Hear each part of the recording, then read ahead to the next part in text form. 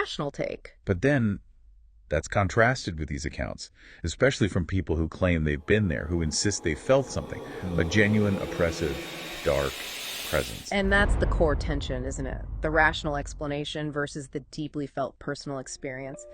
It's why these stories grab us. Yeah, because even if you lean towards skepticism, the power of that belief for the people involved is undeniable. It shapes their reality. Absolutely. Whether the curse is objectively real or not, if people believe it, it has real consequences for how they live, how they interpret things, how they interact. Which really makes you stop and think about the people who actually live in Dung Dung, according to this narrative. What's their daily life like? Yeah, I wonder.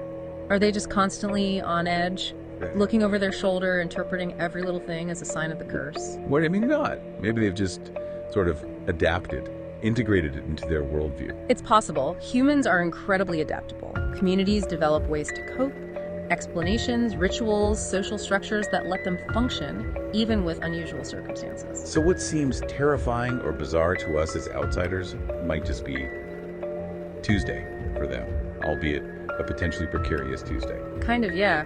It could be normalized within their specific context. It highlights how we all build frameworks to understand our world, and sometimes those frameworks look very different from the outside. Taking a step back from Dung Dung itself, looking at the bigger picture, this whole story, fictional or not, it feels like it plugs right into some really basic human stuff. Definitely. That deep-seated fear of the unknown, for starters. Yeah.